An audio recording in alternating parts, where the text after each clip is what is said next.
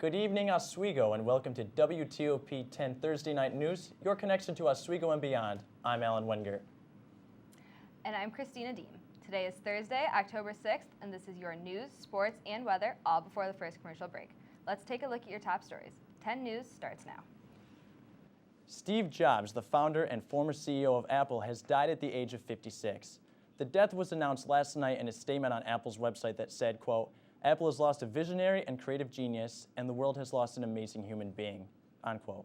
Jobs, born in 1955, founded the company that would popularize such products as the iPhone, iPod, and iTunes Store with business partner Steve Wozniak in 1976. His health took a turn in 2004 when he announced that he was being treated for pancreatic cancer. This eventually caused him to step down as Apple CEO in August of this year. Prosecutors now have reason to believe that Conrad Murray, Michael Jackson's personal doctor, is responsible for the pop icon's 2009 death. Murray is believed to be at fault because of, quote, medical negligence and reckless use of propofol, unquote, which was the drug given to Jackson to help him sleep. If Murray is convicted of involuntary manslaughter, he could lose his medical license and spend 4 years in a California prison.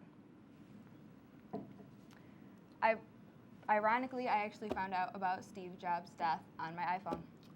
That is very sad. And now we'll check our current conditions outside with meteorologist Tara Hecky. Tara, how's it looking out there? Thanks, guys. Right now, I'm outside the campus center taking a look at our current conditions. Right now, the moon is bright, the skies are clear, the winds are calm, but it's pretty chilly out here. It's around 40 degrees. So if you're going out tonight, you're going to need a good jacket. Now let's take a look at our weather tap radar showing no rain in the region, so we have nothing to worry about for that. And I was going to hold out on you, but here's your weekend forecast. Look at that. Sun, sun, and more sun. And take a look at Sunday, 79 degrees. I wouldn't be surprised if we got to 80. I'll let you know how long this good weather stays when I get back inside. Now to the desk. President Obama pressured Congress Thursday to pass his jobs bill, saying there are too many people hurting to do nothing. His economic message comes as Wall Street protests grow. Emily Schmidt has more from Washington.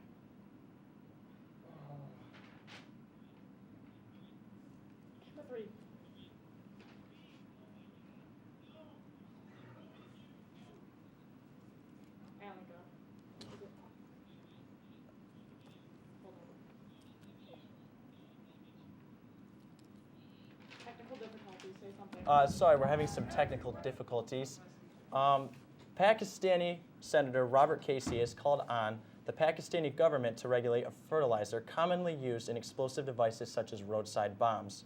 These explosives are currently the #1 killer of U.S. forces in the Middle East, responsible for over 400 deaths in the past 2 years. Pakistani officials claim that regulation would be difficult as the fertilizer is commonly used for farmers. Senator Casey, who made the request in August, has stated that he has seen no action on the issue yet. Iranian President Mahmoud Ahmadinejad could be ruined after a parliamentary commission decided to investigate his office for crime connections to the largest case of bank fraud in Iranian history. According to economist Saeed Leilaz, the bank fraud is not going to be very significant to the country economically, only psychologically. Conservative politicians now have reason to associate Ahmadinejad with the worst embezzlement scandal in the history of Iran. Everywhere! Occupy everywhere! That short message is stirring up protesters who take the words to heart. It's time for change. You know, corporations cannot run this country. Wall Street protests against economic inequities are in their 20th day and have spread to other cities from Dallas to Tampa. We work, we have a family, and we keep on getting squeezed and squeezed and squeezed. President Obama acknowledged such concerns at a news conference in Washington on jobs. People are frustrated, and the protesters are giving voice to a more broad-based frustration about how our financial system works. He says Americans need help now, and he pressed Congress to act next week to pass his jobs bill, which has been meeting resistance. One Republican presidential candidate, Newt Gingrich, says the Wall Street protests signal discontent with the president. It's really a tribute to the absolute failure of Obama's economic policy that somebody who was elected by the left now has the left rebelling and demonstrating and arguing against his policies. Occupy Wall Street is a largely leaderless movement with an evolving mission that's quickly gained momentum. The protests began within a matter of days after the president first pitched his jobs bill. Let's get something done. Since then, the Occupy Wall Street movement has grown in size and intensity and is now getting the attention of both political parties. In Washington, I'm Emily Schmidt.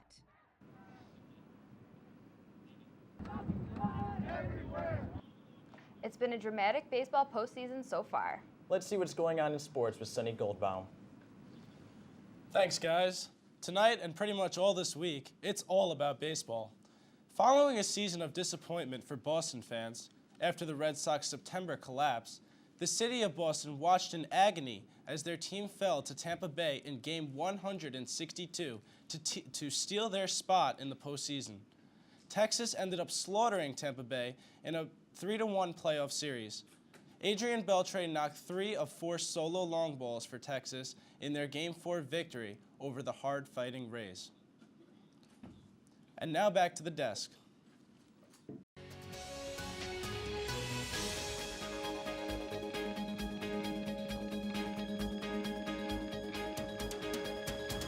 A 46-year-old Hannibal man by the name of Edward M. Carvey died on Wednesday after an industrial accident occurred at the Novelis Incorporated plant located in Scriba.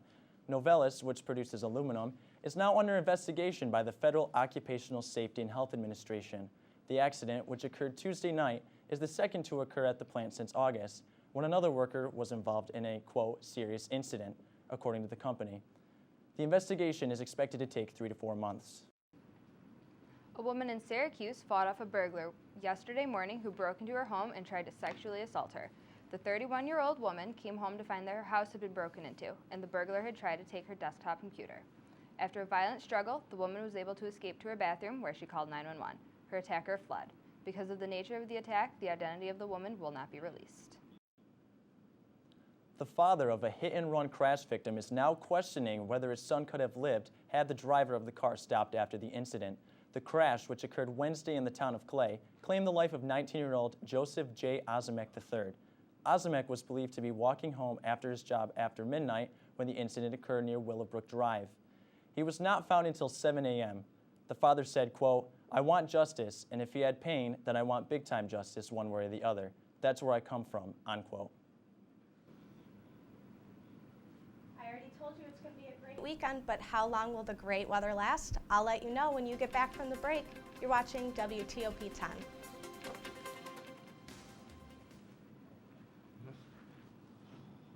SUNY Oswego MBA program, helping you achieve your goals with a customized curriculum developed with flexibility in mind. Take classes year-round, full or part-time in Oswego, online or at the Metro Center in downtown Syracuse.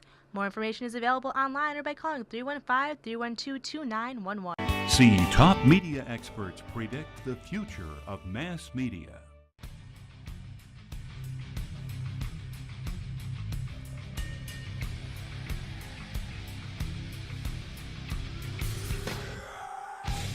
You're watching WTOP, your home for Laker hockey.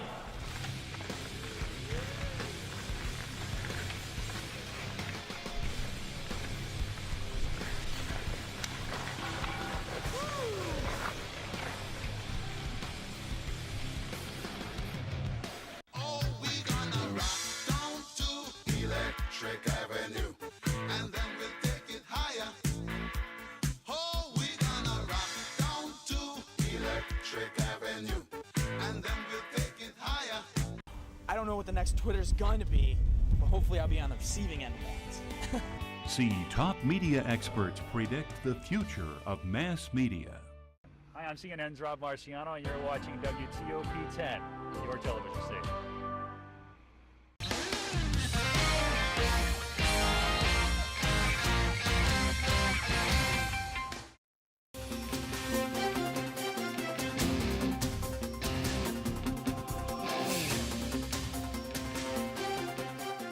The Students for Global Change dinner and auction is going on tomorrow at 6 p.m. in the Hewitt Union Ballroom.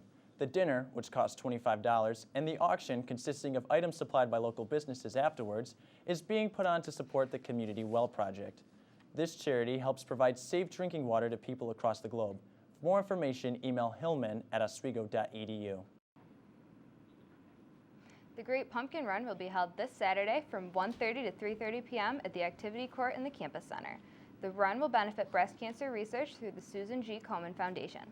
Registration will be held tomorrow and Saturday, beginning at 12:30 at the front desks of either fitness center. There will be a $3 entry fee. Contact brian.wallace@oswego.edu for more information. The SUNY Oswego community is mourning the loss of dining hall employee Cindy Ballard. Anthony Hill has the story on the passing of a valued Oswego State employee. Students and staff were saddened when they found out that Cindy Ballard had passed away last Wednesday. Cindy was a cashier at Little Page Dining Hall. Assistant manager of Little Page, Mallory Hotaling, expressed what a joy it was to work with Cindy. Cindy was absolutely great as a ticket taker here. She was friendly. She'd always tell you to have a great meal. She was very outgoing, very friendly, always came in with a smile no matter what was going on. She was always there for you whenever you needed anything. She'd do anything for anybody. Little Page custodian Samuel Vivlamore says one of his great memories with Cindy was having a cup of coffee over their breaks. Cindy was known to love her small farm here in the town of Oswego. Her pride and joy were her 2 horses. She commented all the time on how she would throw people like a bale of hay because she had a farm at home, and you know, she just like a tough girl, but she was really soft inside. Cindy worked for Auxiliary Services for 24 years. She started off as a cook, and with her bubbling personality, she became the greeter. SUNY Oswego student Severio Lombardi expressed how Cindy's positive attitude rubbed off on him. Every day working with her, she just brightened up my face with her smile. Even though Cindy is physically not here, she'll never be forgotten. For 10 News Tonight, I'm Anthony Hill. A very sad story indeed. And now here's a look at your full forecast with Tara Hecky.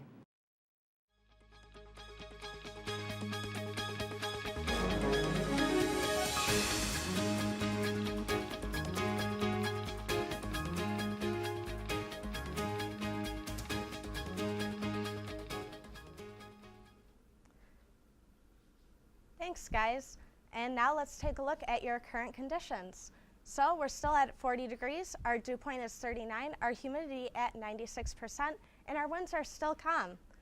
Now our daily almanac, today we got to only 60 degrees, even though we had a lot of sun today. Our low was overnight at 42, pretty average for us. Our record at 86 in 1937, and our low in 1984. No rain for us, sunrise at 7:07 and our sunset at 6:39. Now our New York State weather. In Plattsburgh, we had 47. Glens Falls, our cold spot at 41. Our hot spot, 63 in New York City. Our friends in Syracuse at 50, and in Buffalo, also 50. Now our weather tap radar still showing nothing for us that we need to worry about. Our satellite showing a few high-level clouds coming in, but again, nothing we need to worry about. We're still going to have that clear night. Now our IntelliCast surface map showing a really strong high pressure system that's giving us all this really nice weather. Now we have a low pressure system moving over into the south central United States that's giving them some pretty severe weather. I'll let you know if that system moves into our forecast anytime soon. Now tomorrow morning we're going to start off with clear skies again, but then tomorrow evening we're going to have a few higher level clouds again. And then tomorrow night, we're going to have the higher level clouds that are going to keep us a lot warmer. Tonight, we're going to get down to 35, still going to stay clear, but we do have a frost advisory, which pretty much means you're going to wake up and you might have to do some icing that we have to do in winter. Now, for Friday, tomorrow, another gorgeous day, 72 degrees, more and more sun and light winds. Friday night, 51. It's a warmer night than we've been used to. Last night we got down to about 32 degrees towards the earlier part, and winds stay calm. Saturday, 76, more sun, great winds. Now our extended forecast, look at this, guys. Friday, Saturday, Sunday, Monday, Tuesday, great sun. Sunday, like I said earlier, 80 degrees, and that low pressure system comes in with us on Wednesday. So expect showers 6 days from now, guys. Wow. That looks like it's going to be a great weekend. I know, you're speechless. I am. It's great. I'm so excited. I'm really excited that it's going to be warm again. I was not ready to put my flip-flops away yet. Yeah, neither was I. It's going to be a great weekend. Enjoy it. Really, get out, go play ball, do something. It's going to be amazing. Probably the last good week of this year No, until don't it say snows. that. Yes. That's No, I'm sorry. I'm sorry. But And when we come back, we'll have some health and wellness news. But first, here's your late night menu.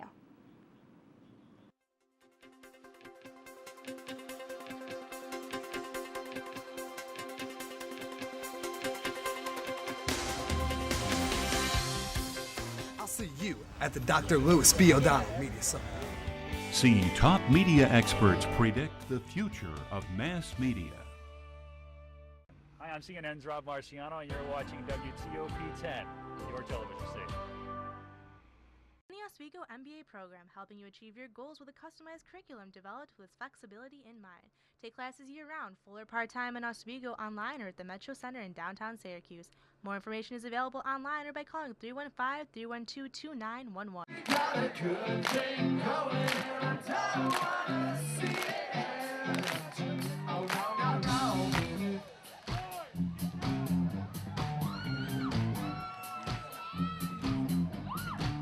Hi, we're Real Big Fish. And you're watching WTOP 10.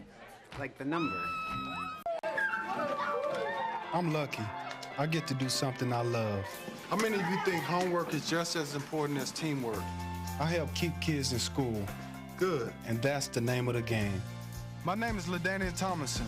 I don't just wear the shirt, I live it. Give, advocate, volunteer. Live United.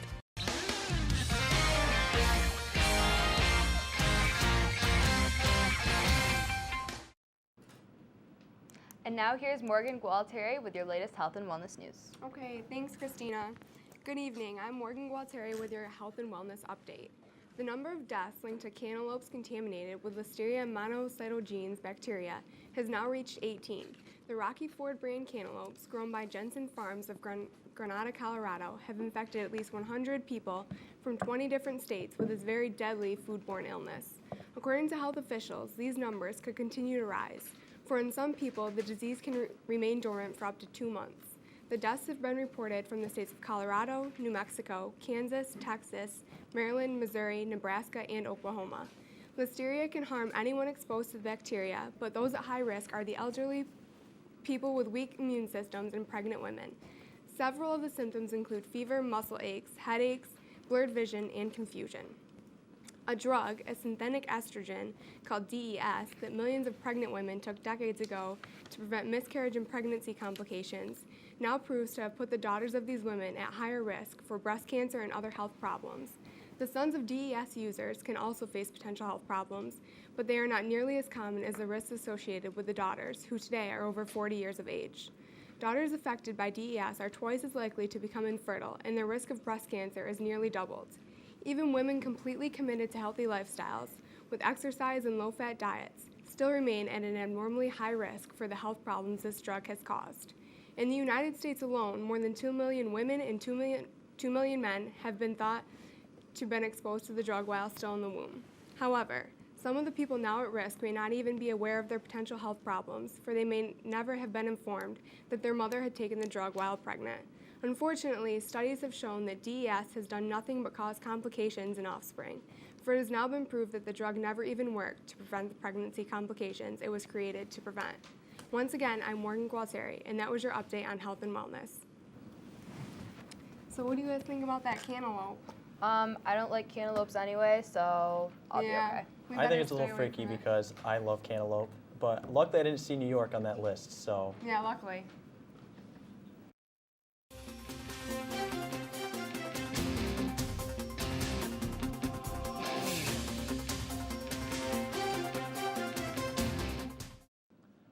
Joe Martins, Governor Andrew Cuomo's top environmental official, was questioned by the New York Assembly for 3 hours about the safety issues surrounding the drilling technique of hydrofracking. The technique, which Cuomo is currently considering to be allowed in New York State, is considered to be controversial by many due to potential effects on both the environment and public health. Martin said, quote, "The DEC will not issue permits for this activity until I'm satisfied it can be done safely and responsible," unquote. As a continuing part of Occupy Wall Street, protesters continue to demonstrate in Lower Manhattan. Occupy Wall Street has been growing in strength as they've been receiving more support from progressive groups and unions, and Governor Andrew Cuomo said this morning that he understands why they're continuing with their demonstrations. He does know that economic liberals consider this tax cut on the rich unacceptable, but New York State is in need of money.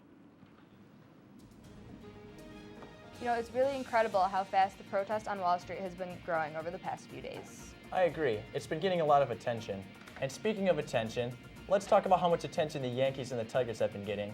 Here's a full look at sports with Suddy Goldbaum.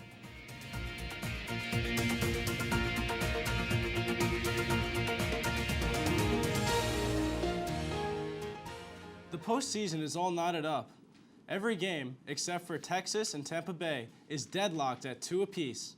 Tomorrow at 5, we will see a rematch of Game 1 in a matchup of aces as Milwaukee's Yovani Gallardo takes on Ian Kennedy and the D-backs. At 8:30, we will be treated to a classic of arguably the 2 best pitchers in baseball in Carpenter of the Cards and Halladay of the Fightin' Phils. And now for the game that everybody has been anticipating.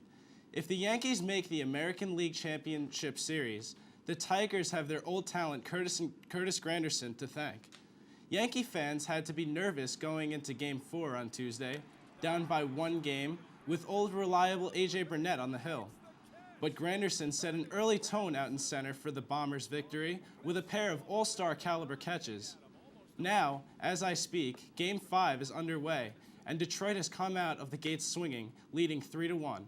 Robinson Cano hit a home run. If the Yanks do in fact pull off a win tonight, things will certainly be interesting. Texas will be awaiting them in the ALCS, where it will be the Bombers' chance to avenge their series loss to the Rangers in the same scenario of the 2010 season. Only this time, Texas is without Cliff Lee. Without a doubt, this is the most exciting time of the year for baseball. There are a number of possibilities this year for a fantastic finish because of the fact that there are a lot of good teams. That's it for sports. Now back over to the news desk. And when we come back, we'll take a look at the lighter side of news.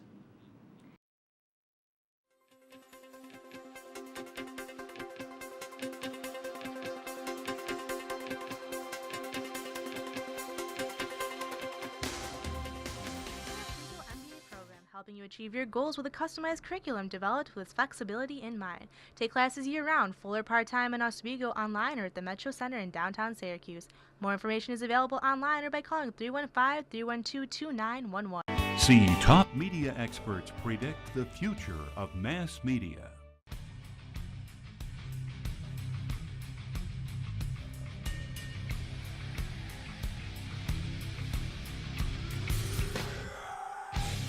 You're watching WTOP, your home for Laker hockey.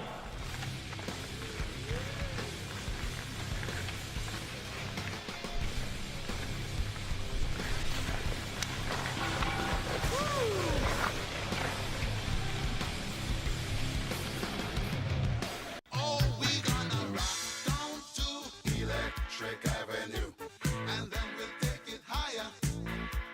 Oh, we gonna rock down to Electric Avenue, and then we'll take it higher. I don't know what the next Twitter's going to be, but hopefully I'll be on the receiving end of that. See top media experts predict the future of mass media. Hi, I'm CNN's Rob Marciano, and you're watching WTOP 10, your television station.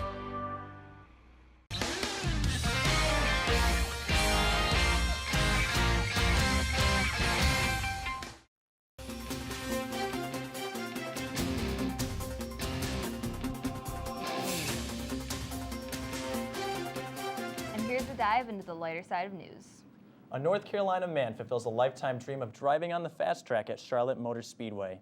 What made his dream even more improbable, he's blind. Kristen Hampson shows us how he did it.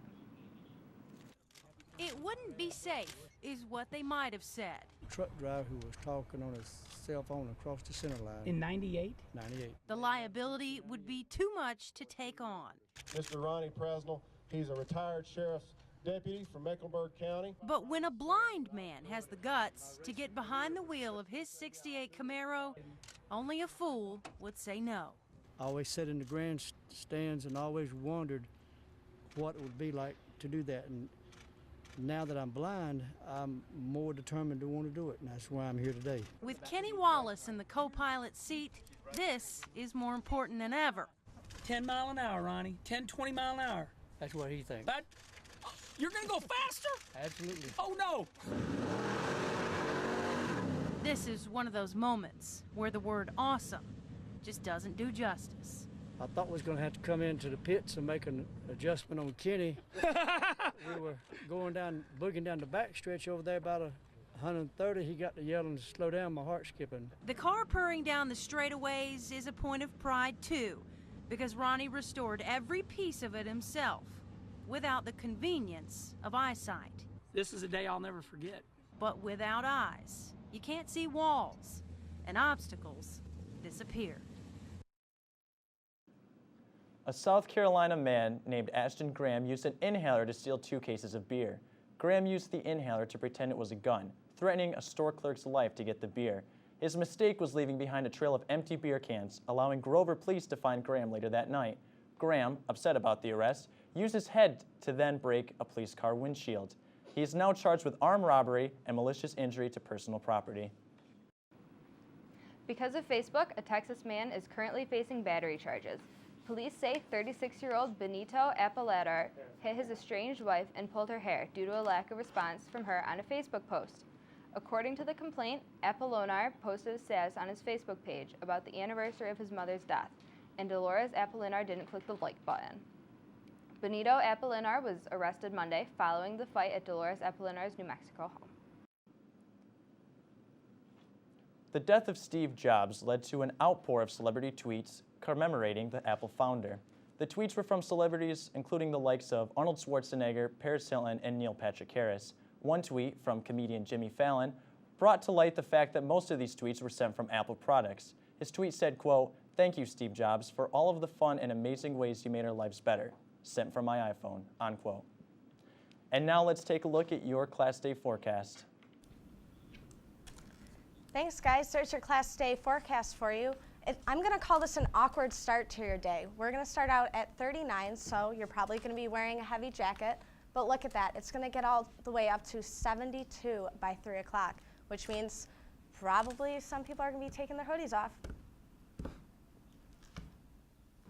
That is an influx of 30 degrees. It's looking like I'm going to be starting with shorts tomorrow and end with, or no, I'm going to start with jeans tomorrow and end with shorts. Yeah. But yeah, it's going to be a great weekend. I'm thinking I'm going to rent out the Can Jam. I'm going to play some Can Jam this weekend. Yeah, toss a football, play some baseball. Hopefully the Yankees win tonight. Well, I'm not a Yankee fan, but. Oh, not good. That's okay. So, what else do you guys plan on doing? No. Oh, done. Well, I'm going to enjoy the weekend. But that will do it for us here at WTOP 10 Night News. For the 10 News team, I'm Sonny Goldbaum. I'm Tara Hackey. I'm Christina Deem. And I'm Alan Wenger. Have a great night, a greater weekend, and we'll see you Sunday.